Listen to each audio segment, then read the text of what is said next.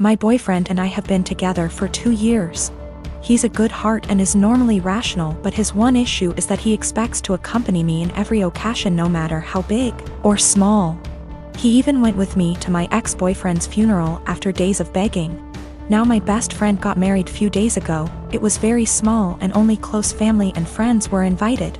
My boyfriend couldn't come because of the +1 rule. He pitched a hissy fit saying my best friend has no respect for my relationship and was shocked when he learned that I was still going to attend. He told me that if he can't go then I'm expected to not go as well, but that is my best friend and I had to respect her rules. He gave me an ultimatum: either we go together or I stay home with him. I ended up going cause again I respected my friend's rules. He was angry with me and kept calling the entire 2-hour drive, then stopped. Later I got a text from his friend telling me my boyfriend, got into an accident and was taken to the hospital. I freaked out. He gave me the address and I had to leave the wedding and told my friends why. I was crying the entire drive home and kept calling his friend but got no response. I arrived to the hospital and asked about my boyfriend and they checked and told me he wasn't there. My anxiety reached 160% as I kept calling his friends one by one. I just went home and there he was, along with his friend. He saw me and said that he was sorry, but this was the only he can get me home after I left him alone. After the initial shock, I just blew up yelling at him about lying and making me leave my friend's wedding, and having me literally go to the hospital and freaking out cause of him. I kicked his friend out and we got into an argument. He kept talking about how much I love him, thus I left, which is my own doing, not his, and he was just trying to see if I really chose my friend's wedding over him. He then argued that my friend caused this and I shouldn't agree with her to exclude him. I said what he did was horrible and called him horrible and then went to my room. It was awful cause my friends kept calling to check in on him cause they thought he was really at the hospital. He said I overreacted and that I yelled at the wrong person. He has a history of mental health issues but got better the past few months. He also had a recent death in his family which really affected his health generally. My partner has been through a lot. We had been dating for 2 years and planning a life together when she was diagnosed with cancer. At the time she was in school for a dual graduate degree program and managed to finish it. Treatment was rough on her and she struggled a lot through it, and hasn't done well mentally dealing with the unfairness of it all. How different her body is after surgeries, and the fear of it coming back. All perfectly understandable, and I've been as supportive as I can throughout it all. Now all that said, she went into the graduate programs after we started dating, and one of the degrees was at a very expensive school for something that was only related and not required for the work she planned on doing, which would never pay very well. I questioned her about it gently at the time, but she was adamant about getting the expensive degree. It was her life. And we agreed it would be fine, because we could utilize public service loan forgiveness to pay off her debt that would total $100K. This was before cancer. I earn a considerable amount more than her. When we started dating I made 4x, and even with her degrees I make 3x what she does. I've always been happy to spend money on her. And after having moved in together over a year ago and proposing shortly after, I really went into the mindset of it being our money. When we moved in she was finishing her degrees and I covered 100% of our bills, including some tuition costs for an extra semester since she was slightly delayed by her treatment. This was totally fine because school was her job and she'd be able to contribute when she graduated, and even though I make much more, if we are both working full-time jobs it felt fair. Now that she has graduated and started working, she is miserable at her job mostly because she is incredibly anxious that she isn't doing it well, and doesn't feel like her school prepared her. She was already prone towards anxiety and depression, she takes medicine for it. But mentally she is in a very bad spot because of all this. On top of that she feels like she doesn't doing enough for her health, mostly exercise, to keep her healthy to reduce the cancer from coming back, but she says she is too tired after work to do much else than occasionally go on a walk. Recently she got the idea in her head to start working half weeks to give her more time to exercise and stress her out about work less. She says not knowing for sure how long she'll live has changed her priorities about working.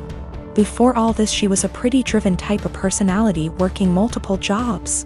But working part-time doesn't meet the requirements for public service loan forgiveness. We've talked about it extensively and she feels it is important for her to work part-time. but I am not very comfortable with the idea for many reasons. I get where she is coming from in her needs, but feel like she is looking for a quick fix to her problems. That puts us in a pretty big hole financially because she is so miserable instead of fully dealing with her problems. I'd be more okay with it if it was short term while she sorted through some things, but she says she just wants more time to exercise and be stress-free, so she doesn't know when that would end. I just feel like she is taking our relationship, which is already unbalanced, and asking to make it a lot more so and solely because she is in a position to do so because of my job. We can financially afford it, but I haven't been able to come to terms about the disproportionality it would create in our relationship. P.S. My longtime partner wants to start working half-time to relieve her work stress and give her more time to take care of her health, but it makes me uncomfortable because she has $100,000 of debt and it would make our relationship very unbalanced. My name is Mary, and I'm expecting my first baby with my husband. This is the first grandchild in the family, in-laws, and they said that if the baby's a boy then we'll give him my father-in-law's name. He's dead due to cancer. I had no problem with that. This happened before we found out the gender of the baby. My husband and his family had me do things like attend prayers and do other rituals before the reveal at the doctor's. I didn't like that but went with it to keep the peace. Our appointment came, and it turned out to be a girl. My husband cried in the car, then turned his phone off to hide from his family, then finally told them. His mom and the others made their frustration and disappointment clear, which bothered me cause my daughter deserves to be celebrated, but they ghosted me for days, then started coming over and visiting, constantly referring to my daughter as my son, claiming the results were false and basically pretending it's a boy. I had severe fights with them after they refused to stop it.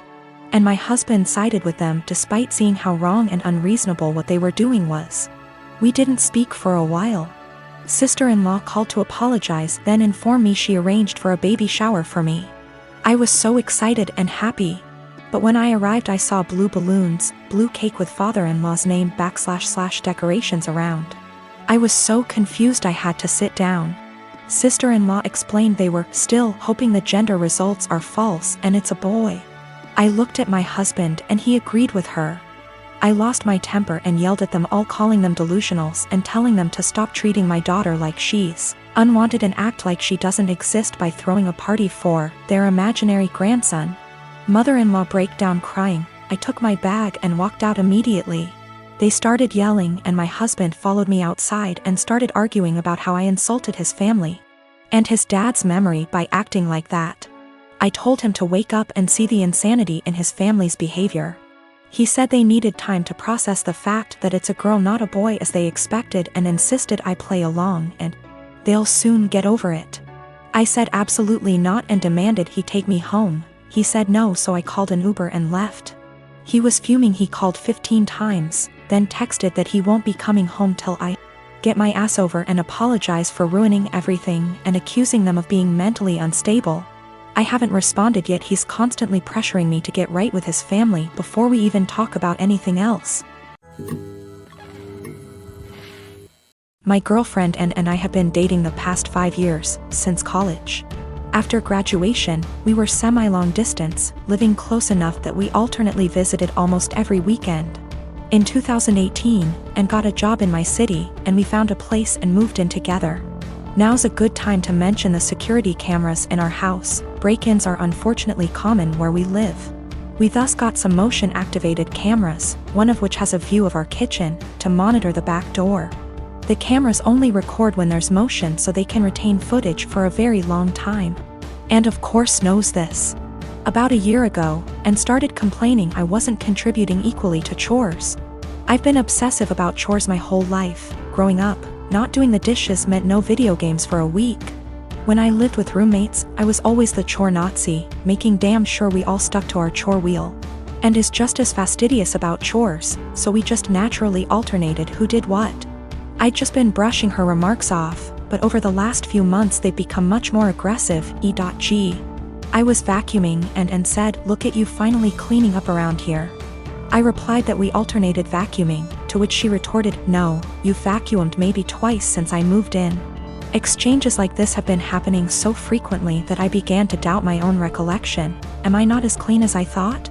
Finally, she exploded at me last week. She said that having to stay home constantly over the past weeks exposed how little I do around the house, and that she didn't move in just to be my maid. Questioning my own sanity, I spent a few hours going through the entire 1.5-year archive of security camera footage, and tallied the exact number of times the kitchen cam caught each of us doing dishes. Our cleaning supplies, vacuum, mop, etc., are in the kitchen pantry, so I also tallied up how many times we grabbed cleaning stuff. To my vindication, the tally showed that we indeed split chores equally. She vacuumed / mopped 5 more times than I did. I did dishes 20 more times than she did. Given that we vacuum / mop at least once a week and do dishes at least every day, these are insignificant differences over the year and a half we've lived together. When I confronted Anne, she shrugged off her behavior as remembering things differently, but the real sin here was what I did, which she called an unforgivable violation of her privacy, akin to abusive stalking. She has broken up with me and is trying to move out, although obviously this is difficult due to current circumstances. I'm totally heartbroken, and was the love of my life, and I can't believe she destroyed our relationship like this. To make matters worse, she told many of our friends, who are mostly siding with her. They've been texting me that what I did was creepy, abusive, controlling, invasive, etc. I'm at a loss. I'm beginning to think I'm the one who's off base here,